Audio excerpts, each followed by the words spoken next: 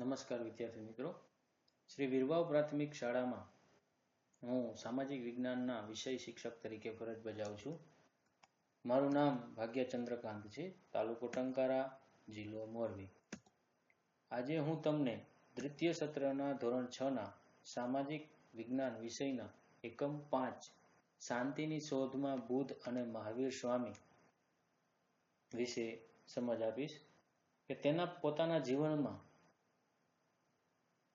જે જુદા જુદા પ્રકારની સંઘર્ષમય જીવન ગુજારીને સમાજમાં પ્રવેશેલા કુરિવાજો છે, સામાજિક અસમાનતા છે, અનૈતિક બાબતો છે, તેને દૂર કરવા માટે પોતાનું જીવન સમર્પિત કરી દીધું હતું.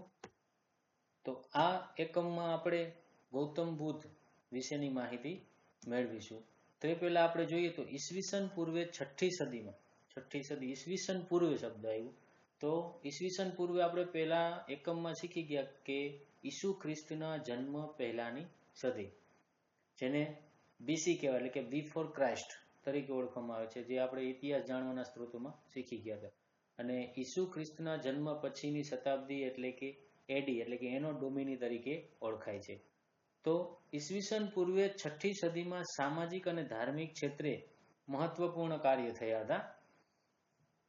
આ સદી દરમિયાન સામાજિક અને ધાર્મિક ક્ષેત્રે પ્રવેશેલા જુદા જુદા કુરિવાજો, જેમાં સતી પ્રથા થવાના કુરિવાજ છે, બાળ લગ્ન, દીકરીને દૂધ પીતી કરવાનો રિવાજ, સતી પ્રથા એટલે કે કોઈની સ્ત્રીનો પતિ કોઈ કારણોસર મૃત્યુ પામે તો એની ચિતામાં તે સ્ત્રીને જીવતું સળગી જવાનું, આવા રિવાજો તે સમયમાં પ્રવેશેલા હતા.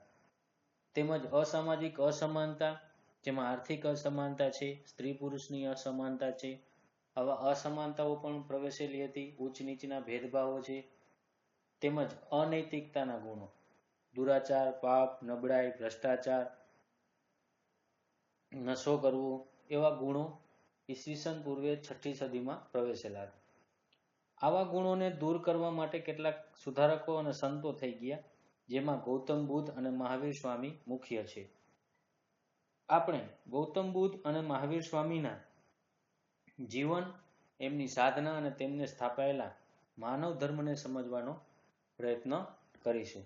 તો સૌપ્રથમ આપણે આ વિડીયોમાં ગૌતમ બુદ્ધનો વિશેની માહિતી મેળવીશું. તે પહેલા તેનું પ્રારંભિક જીવન કેવું હતું તેના વિશે માહિતી મેળવીએ. તો ગૌતમ બુદ્ધનું પ્રારંભિક જીવન છે તે ની માહિતી કેટલીક જાત કથાઓ અને ત્રિપિટક ગ્રંથમાંથી મળે છે. એટલે જાત કથાઓ એ છે કે જે ગૌતમ બુદ્ધની જુદી જુદી વાર્તાઓ છે, એના જીવનમાં થયેલી યાદોની વાતો છે, જે 550 જેટલી છે, જેને જાત કથાઓ કહેવામાં આવે છે, એમાંથી લેવામાં આવી છે. અને બૌદ્ધ ગ્રંથ છે જે ત્રિપિટક તરીકે ઓળખાય છે. ત્રિપિટક એટલે કે એનો અર્થ થાય છે ત્રિ એટલે 3, પિટક એટલે ટોકરી. તો ત્રિપિટક એ બૌદ્ધ ધર્મ ગ્રંથની મહત્વનો ગ્રંથ તરીકે ઓળખવામાં આવે છે, જેમાં સૂત પિટક, વિનય પિટક અને અભિધમ પિટક, આ 3 પ્રકારના મહત્વના ત્રિપિટક છે. સૂત પિટક છે તે ધર્મ ઉપદેશ આપનારી એક મહત્વનો પિટક છે. આ સૂત પિટકમાં બૌદ્ધ ધર્મના સિદ્ધાંતો, ઉપદેશો, વિચારોનું સંકલન કરી અને પિટક બનાવવામાં આવ્યું છે. સર્વશ્રેષ્ઠ પિટકમાં સૂત પિટકનો સમાવેશ થાય છે. તેમજ બીજું છે વિનય પિટક. વિનય પિટકમાં બૌદ્ધ ધર્મના ભિક્ષુકો કઈ રીતે રહેવું, આચરણ કરવું, એનું અનુવાદ આ પિટકમાં કરવામાં આવ્યું છે. તેમજ ત્રીજું પિટક છે અભિધમ પિટક. એમાં જે સૂત પિટકમાં આપેલા ઉપદેશો છે, સિદ્ધાંતો છે, ત્યાં વ્યાખ્યાનનું વર્ણન આ અભિધમ પિટકમાં કરવામાં આવેલું છે. તો આ બૌદ્ધ ગ્રંથોના ત્રિપિટકોમાંથી અને કેટલીક જાત કથાઓમાંથી ગૌતમ બુદ્ધની જીવનની યાદોનું વર્ણન દ્વારા એની માહિતી આપને પ્રાપ્ત થાય છે.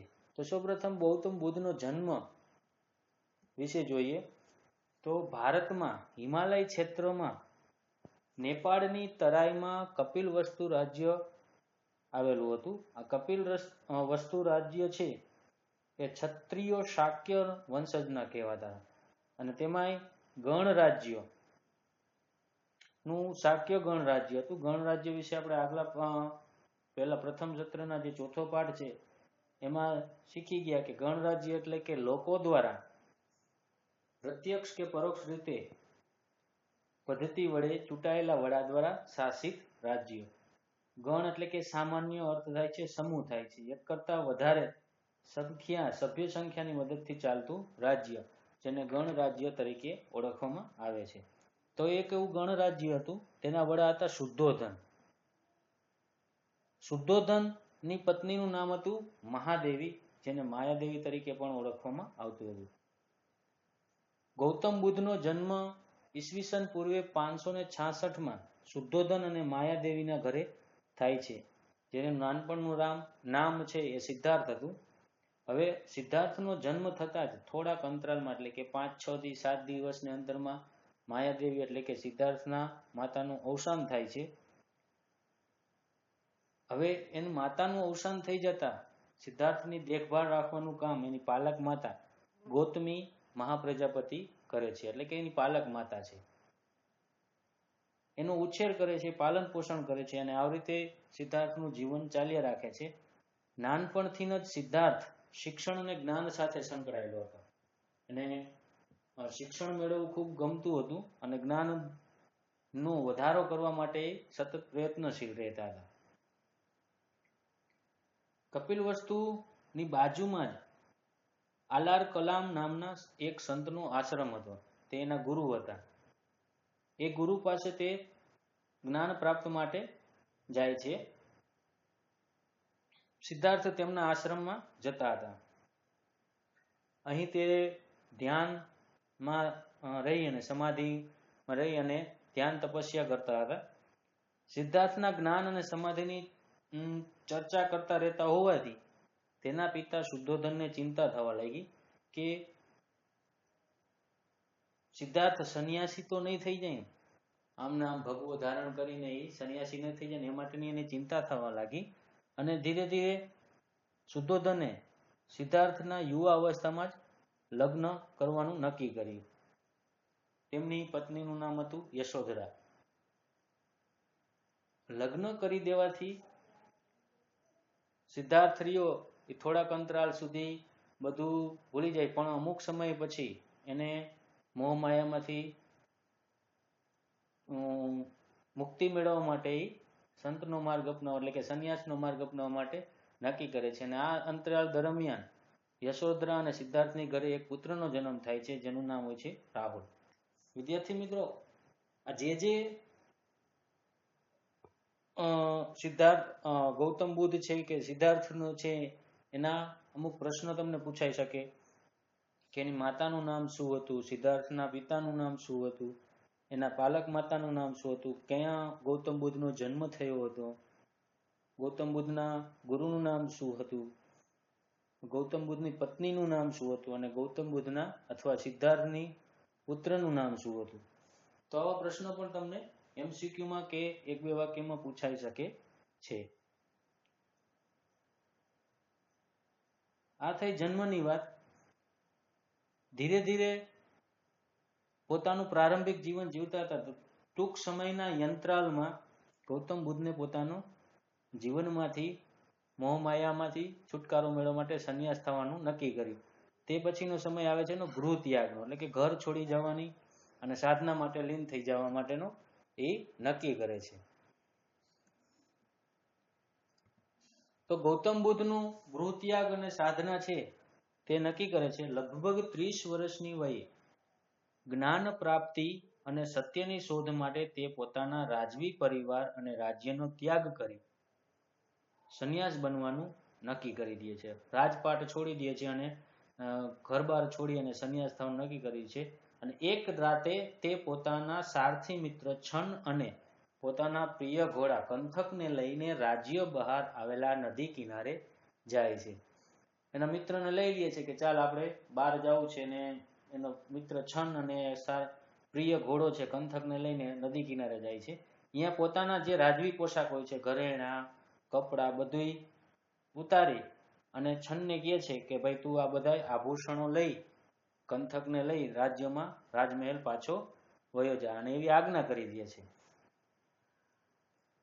અને ગૌતમ બુદ્ધ સંન્યાસી કપડા ધારણ કરી જંગલ તરફ ચાલ્યા જાય છે. આ એનો ગૃહ ત્યાગનો સમયગાળો હતો. હવે એ ભગવા કપડા પહેરી જંગલમાં ચાલ્યા જાય છે ત્યારે તે રાજગૃહ અને પછી પુરુવેલા નામના સ્થળે ગયા. રાજગૃહ અને પુરુવેલા નામના સ્થળે જાય છે. અહીં 5 બ્રાહ્મણો સાથે તપસ્યા શરૂ કરે. એટલે એને 5 મિત્રો બ્રાહ્મણ મળી જાય છે, એની સાથે એ તપસ્યા કરવા માટે. શેના માટે? તો કે જ્ઞાન પ્રાપ્તિ માટે. પણ એને જોયું કે ભાઈ હું અન્નનો ત્યાગ કરીશ, પાણીનો ત્યાગ કરીશ અને શરીરને જો આવું નવું કષ્ટ આપીશ તો મને જ્ઞાન પ્રાપ્ત થશે નહીં. એને એવું સમજ આવી ગઈ. તો આધ્યાત્મિક માર્ગ મેળવવા માટે શું કરવું જોઈએ? તો કે આપણી જે ઈચ્છાઓ છે, તૃષ્ણાઓ છે, એનો ઉપર વિજય મેળવવો હોય તો મનુષ્યનું મોટું કર્તવ્ય છે. તેના માટે આ બધું ત્યાગ કરવું પડશે. તેમણે 5 બ્રાહ્મણોને છોડી અને એકલા તપસ્યા કરવાનું નક્કી કરી લીધું. તો એ 5 બ્રાહ્મણોને છોડી એકલા તપસ્યા કરવા માટે બોધિ ગયા ખાતે એક પીપળાના વૃક્ષ નીચે બેસી તેણે સત્ય અને જ્ઞાન પ્રાપ્તિ માટે સાધના શરૂ કરી દીધી. બોધિ ગયાના વૃક્ષ નીચે બેસી અને તપસ્યા કરવા મળે છે. અને ઘણા દિવસોની તપસ્યા કર્યા બાદ વૈશાખી પૂર્ણિમાના દિવસે તેમને જ્ઞાન પ્રાપ્ત થાય છે, જેના કારણે તેને સિદ્ધાર્થમાંથી બુદ્ધ થયા. વૈશાખી પૂર્ણિમાના દિવસે એને જ્ઞાન પ્રાપ્તિ થવાથી ગૌતમ બુદ્ધ છે સિદ્ધાર્થમાંથી બુદ્ધ થયા. બુદ્ધનો અર્થ થાય છે જાગૃત કે જ્ઞાની, અને પાછળથી તેઓ સિદ્ધાર્થમાંથી ગૌતમ બુદ્ધ તરીકે ઓળખાય છે. આ પણ પ્રશ્ન તમને પૂછી શકે કે ગૌતમ બુદ્ધના કયા દિવસે જ્ઞાન પ્રાપ્ત થયું? બીજું, ગૌતમ બુદ્ધે ક્યાં જ્ઞાન સત્યની અને જ્ઞાન પ્રાપ્તિ માટેની સાધના શરૂ કરી? અને તેઓ ગૌતમ બુદ્ધ તરીકે કઈ જગ્યાએ ઓળખાણ, અથવા ગૌતમ બુદ્ધ ક્યારે કહેવાણા? આવો પણ પ્રશ્ન તમને પૂછી શકે છે. હવે ગૌતમ બુદ્ધને જે જ્ઞાન પ્રાપ્તિ થઈ એ જ્ઞાન પ્રાપ્તિને લોકો સુધી કઈ રીતે પહોંચાડી શકાય એ માટે તેઓએ ઉપદેશ આપવાનું નક્કી કર્યું. અને ગૌતમ બુદ્ધનો ઉપદેશ છે એ સૌપ્રથમ તેને તેના જે જૂના 5 બ્રાહ્મણ મિત્રો હતા એ 5 બ્રાહ્મણ મિત્રોને આપવાનું સૌપ્રથમ નક્કી કરે છે.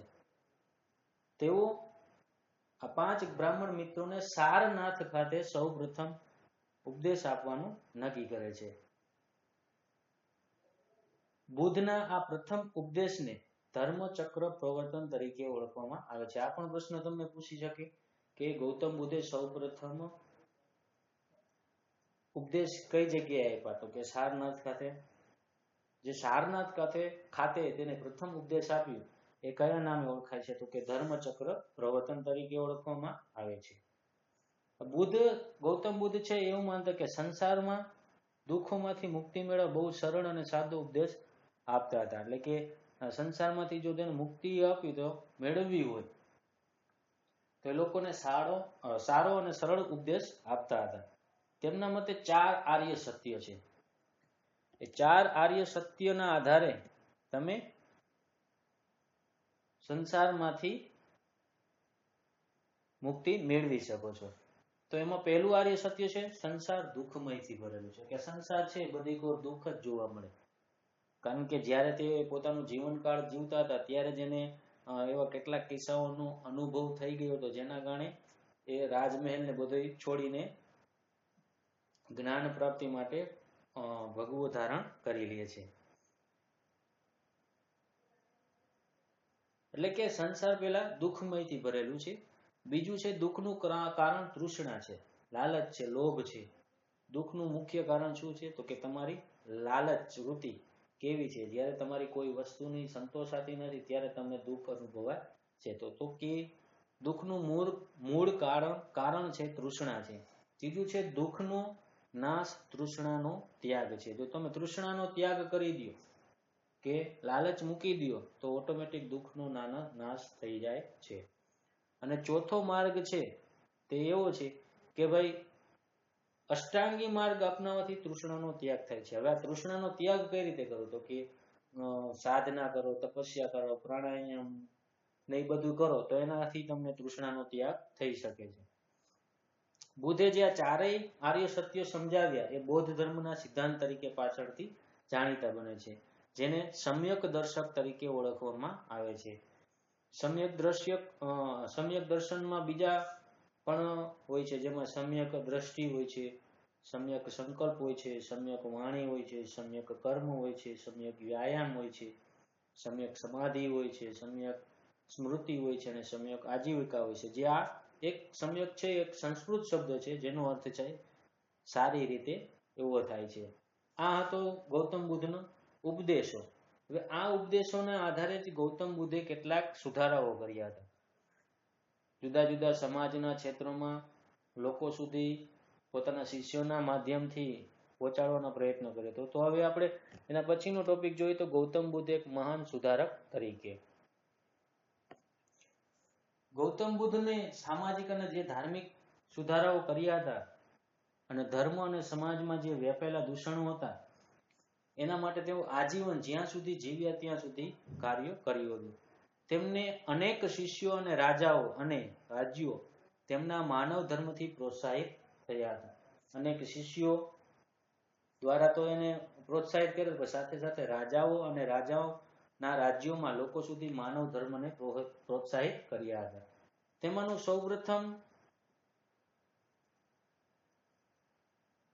સૌપ્રથમ સુધારણ આવે છે ઈશ્વર અને આત્માનો ઇનકાર. ઈશ્વર અને આત્માનો ઇનકાર એટલે કે બુદ્ધે ઈશ્વર અને આત્માનો ઇનકાર કરી કર્મવાદને મહત્વ આપતા હતા કે કર્મ તમે કરતા રહો.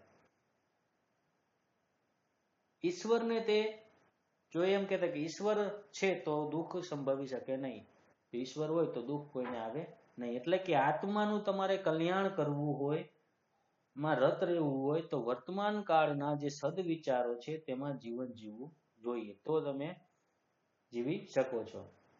બીજું છે કર્મકાંડનો વિરોધ.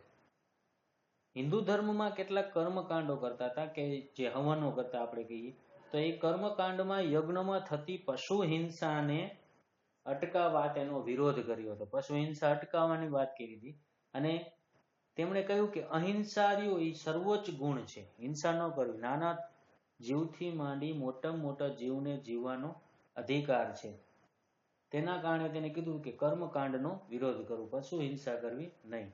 તમામ પ્રાણીઓ પ્રત્યે અહિંસાથી વર્તવું તે માનવનું સૌથી મોટું કર્તવ્ય છે. દરેક પ્રાણી હોય, નાનું હોય મોટું હોય, જીવજંતુ હોય, દરેકને જીવવાનો અધિકાર છે. માણસનું કર્તવ્ય છે કે અહિંસા ન કરવું. આ એનો બીજો સુધારાત્મક પાસું હતું. અને ત્રીજું છે ઉચ્ચ નીચના ભેદભાવનો વિરોધ. ઉચ્ચ નીચના ભેદભાવમાં હિન્દુ ધર્મમાં 4 વર્ણ વ્યવસ્થા હતી.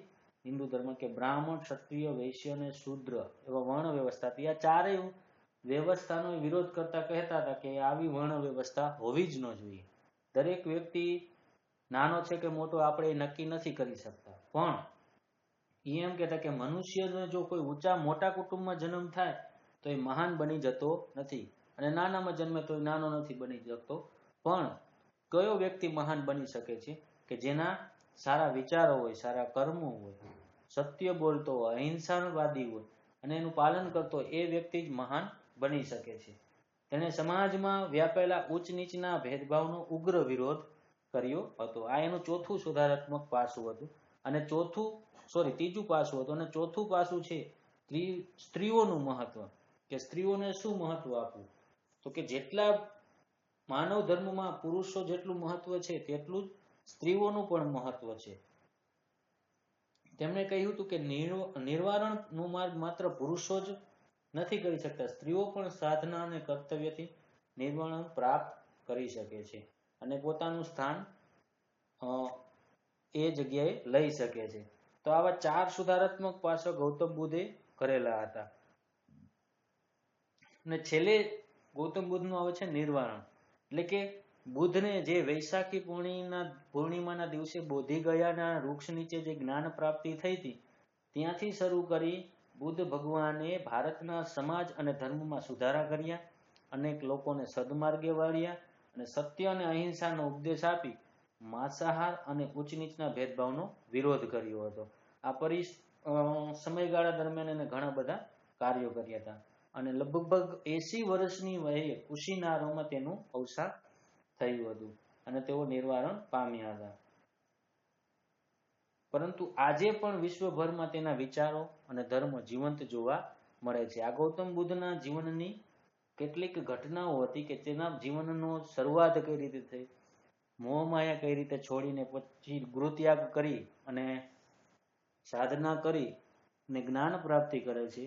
જ્ઞાન પ્રાપ્તિ થયા બાદ તેઓ ઉપદેશો લોકો સુધી પહોંચાડવાનું કાર્ય કરે છે. તો આ ગૌતમ બુદ્ધના જીવનની પરિસ્થિતિ હતી. મને એક કિસ્સો યાદ આવે છે કે ગૌતમ બુદ્ધે ને કોઈ પ્રશ્ન પૂછે કે તમે બહુ મોટા વિદ્વાન છો તો તમે પણ નીચે બેસો છો. તો ગૌતમ બુદ્ધે બહુ સુંદર જવાબ આપ્યો કે ભાઈ નીચે બેસવાથી કોઈ માણસ મોટું નથી થઈ જતું, પણ નીચે બેસવાથી તે વ્યક્તિ ક્યારેય નીચે પડતો નથી. એટલે કે એ જીવનમાં નીચે ઉપર ઉઠવું હોય તો નીચે પડવું જરૂરી છે, પણ કોઈ માણસ નીચો થઈ જતો નથી. આવા પોતાના જીવનમાં એવા ઉદાહરણો આપેલા હતા. ચોખ્ખું મન અને હસતો ચહેરો આજે જ સાચી સંપત્તિ છે, એવા ગૌતમ બુદ્ધના વિચારો હતા. તે સાથે અહીં આ પહેલો ભાગ આપણો ગૌતમ બુદ્ધનો હતો. હવે જે બીજો ભાગ આવે છે એ મહાવીર સ્વામીનો છે. એને પણ પોતાના જીવનકાળ દરમિયાન પોતાનું પ્રારંભિક જીવનનો ત્યાગ તેમજ ગૃહ ત્યાગનો કરી અને પોતાનું જીવન આગળ ધપાવ્યું હતું. એના વિશેની માહિતી આપણે બીજા વિડીયોમાં એટલે કે બીજા ભાગમાં મેળવીશું. ત્યાં સુધી આભાર, ધન્યવાદ.